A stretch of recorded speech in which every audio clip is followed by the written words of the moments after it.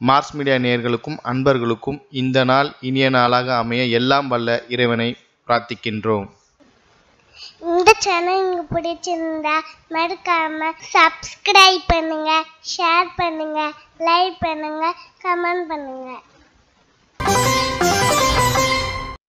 எனதொருமை மிதுன ராசி நேர்களே, இந்த பதிவில் நம்ம என்ன பார்க்க போறோம் அப்படின்னா, குரோதி ஆண்டு வைகாசி மாத ராசி பலன். இந்த வைகாசி மாதத்துல உங்களுக்கு எந்தெந்த கிரகங்கள் அற்புதமா வேலை செய்ய போறது, எந்தெந்த கிரகங்கள் மூலமா நீங்க கவனமா இருக்கணும், பரிகாரமா என்ன பண்ணினா ரொம்ப விசேஷம் அப்படிங்கிறத பத்திலாம் நம்ம இப்ப தெளிவா பார்க்க போறோம்.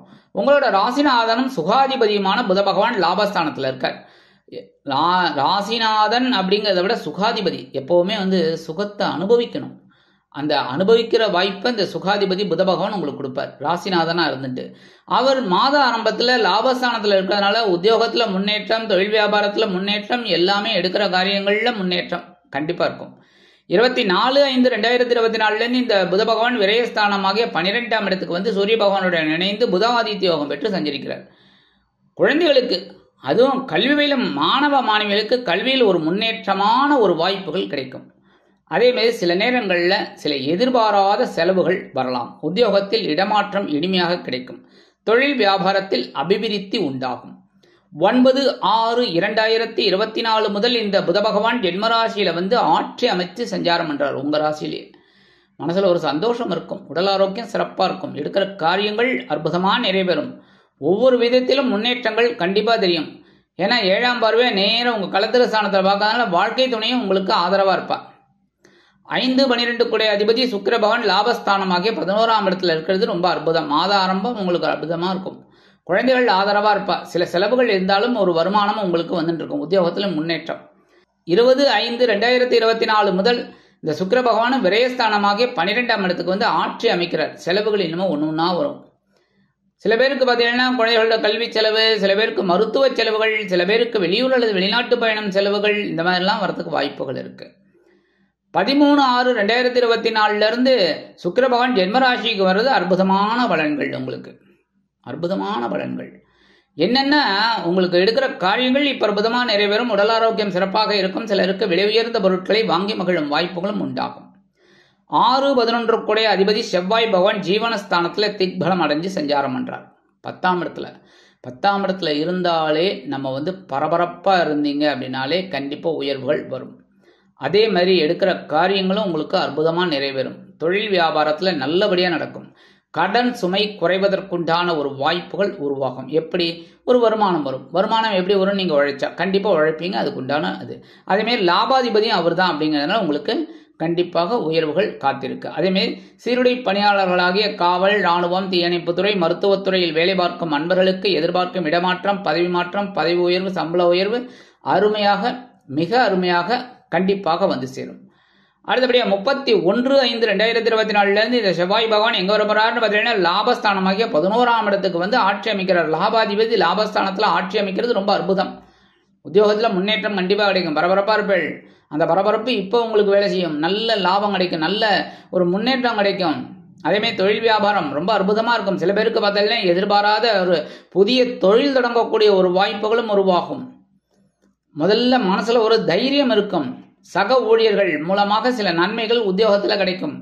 எல்லா விதத்திலும் உங்களுக்கு கண்டிப்பாக முன்னேற்றங்கள் வறுமையாக சேரும். அடுத்தபடியா சகாயாதிபதி சூரிய பகவான் விரயஸ்தானத்துல இருக்கார். உங்களுக்கு முயற்சி ஸ்தானாதிபதி சூரிய பகவான்ங்கிறதுனாலே தான் உங்களுக்கு முயற்சிகளின் பேரில் தான் முன்னேற்றம் கிடைக்கும்.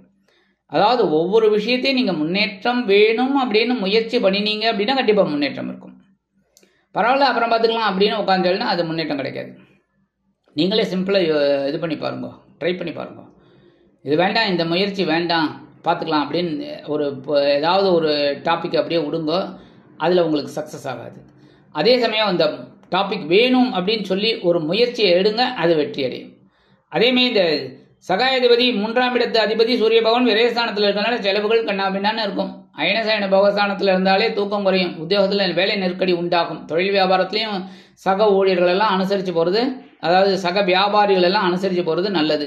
சில பேருக்கு இந்த வீடு மாற்றம், நாடு மாற்றம், ஊர் மாற்றம் இதெல்லாம் கிடைக்கும். அதை அற்புதமாக செயல்படுத்தி வெற்றி அடைவீர்கள். சாயா கிரகமான ராகு பகவான் ஜீவனஸ்தானமாகிய 10ஆம் இடத்துல இருக்கார். கேது பகவான் சுகஸ்தானமாகிய 4ஆம் இடத்துல இருக்கார். அதாவது ஜீவனத்தில் நீங்கள் விருத்தி அடையணும் அப்படின்னா ஆட்டோமேட்டிக்காக இப்போ கடுமையாக உழைக்கிற மாதிரி இருக்கும். கடுமையாக உழைச்சிங்கன்னா என்ன, சுகத்தை அனுபவிக்க முடியாது. கரெக்டாக? அதாவது வேலைக்கு சாப்பிட முடியாது. வேலைக்கு நல்லபடியாக எல்லாத்தையும் ஒரு அனுபவிக்கணும் அப்படின்னு நினச்சீங்கன்னா ஜீவனம் பழப்போகும். அப்போ ரெண்டையுமே ஈக்குவலாக நீங்கள் ட்ரீட் பண்ணணும். அதாவது ராகு ஜீவனத்தை பிரம்மாண்டமாக யோசிக்க வச்சு கற்பனை அதிகமாக வச்சு கொண்டு வருவார், இப்படி பண்ணு அப்படி பண்ணுன்னு. ஆனால் கேது பகவான் சுகத்தை கெடுப்பார். அப்போ நீங்கள் உடல் ஆரோக்கியத்தில் கவனமாக இருந்தால் போதும். அதேமாரி பேசுகிற வார்த்தையில் கவனமாக இருந்தால் போதும். குடும்பத்தில் ஒற்றுமை கண்டிப்பாக இருக்கும். அதேமாரி எடுக்கிற காரியங்களையும் ரொம்ப கவனமாக இருக்கணும். ஆனால் 10ஆம் இடத்துல இருக்கிற ஜீவனஸ்தானத்தில் இருக்கிற ராகு பகவான் இந்த வெளியூர் அல்லது வெளிநாடு போய் படிக்கணும், உத்தியோகம் பார்க்கணும்னு நினைக்கிற குழந்தைகளுக்கெல்லாம் அற்புதமான பலன்களை தருவார். அடுத்தபடியே 7-10 அதிபதி குரு பகவான் விரயஸ்தானமாகிய 12ஆம் இடத்துல இருக்கிற செலவுகள் கண்ணாவினான்னு வந்துட்டு இருக்கு. எதிர்பாராத செலவுகள், எதிர்பாராத ஒரு என்ன சொல்றதுன்னே தெரியல. ஏன்னா அனாவசியமான செலவுகள்லாம் வந்துட்டு இருக்கு. நீங்கள் நினைக்கக்கூடிய அளவில் இல்லை, நினைக்கிறதுக்கு மேலேயே போயின்னு இருக்கு. அது செலவுகள் தான். அதேமாரி சில பேருக்கு பார்த்தீங்கன்னா வாழ்க்கை துணை மூலமாக சில செலவுகள் வரும். சில பேருக்கு சுபகாரிய நிகழ்ச்சிகள் மூலமாக செலவுகள் வரும். சில பேருக்கு குழந்தைகளோட கல்வி செலவு அதிகமாக இருக்கும். அந்த வகையில் செலவுகள் கண்ணா பின்னான்னு வரும். உத்தியோகத்தில் கொஞ்சம் செலவு பண்ணுற மாதிரி இருக்கும். சில நேரங்களில் பார்த்தீங்கன்னா தொழில் வியாபாரத்திலேயே அபிவிருத்திக்காக சில செலவுகளை செய்யக்கூடிய ஒரு வாய்ப்புகளும் உங்களுக்கு கிடைக்கும். இருந்தாலும் குருவோட பார்வைன்னு பார்த்தீங்கன்னா உங்கள் சுகஸ்தானமாகிய 4ஆம் இடத்துல விழுறதுனால சுகத்துக்கு பஞ்சம் இல்லாமல் அது மாட்டுக்கு போயிட்டு இருக்கும். சில பேருக்கு சொத்து சேர்க்கை உண்டாகும். பொன்பொருள், ஆடை, ஆபரணம் இதெல்லாம் சேர்றதுக்கு வாய்ப்புகள் இருக்குது. அடுத்தபடியே 7ஆம் பார்வை உங்களோட பகையுணர் ரோகஸ்தானமாகிய 6ஆம் இடத்துல விழுறதுனால கடன் சுமை கொஞ்சம் கொஞ்சமாக குறையும். ரெண்டாவது இந்த மறைமுக எதிர்ப்புகள்லாம் விலகும். அடுத்தபடியாக 9ஆம் பார்வை உங்கள் அஷ்டமராசியை பார்க்கறதுனால உடல் ஆரோக்கியம் சிறப்பாக இருக்கும். இந்த வம்பு வழக்குகள், அவமானங்கள் இதெல்லாம் குறையறதுக்கு வாய்ப்புகள் இருக்குங்க. அடுத்தபடியாக 8-9 அதிபதி சனீஸ்வர பகவான் பாக்கியஸ்தானத்தில் இருக்கார். பாக்கியாதிபதி பாக்கியஸ்தானத்தில் இருக்கார். எடுக்கிற காரியங்கள் இப்போ அற்புதமாக நிறைவேறும். உத்தியோகத்தில் உங்களுக்கு ஒவ்வொரு விஷயத்திலையும் நுணுக்கமாக நீங்கள் வேலை செய்கிறதுனால ஒரு பாராட்டுகள்லாம் உங்களுக்கு கிடைக்கும். தொழில் வியாபாரத்துலேயும் பார்த்தீங்கன்னா நல்ல ஒரு முன்னேறணும் அப்படின்னு நினச்சே திட்டம் போட்டு செய்வீங்க. அது உங்களுக்கு சக்ஸஸ்ஃபுல்லாக அமையுங்க. சில பேருக்கு இந்த தந்தையார் வழி உறவுகள் ஆதரவாக இருப்பார். அவ மூலமாக நீங்கள் நினைக்கிறத சாதிக்கலாம். அவங்க மூலமாக உங்களுக்கு மனசில் ஒரு சந்தோஷம் இருக்கும். சரி, பரிகாரமாக என்ன பண்ணினா ரொம்ப விசேஷம் அப்படின்னா கண்டிப்பாக புற்றுக்கோயில் போயிட்டு வாங்குவோம். சரியா?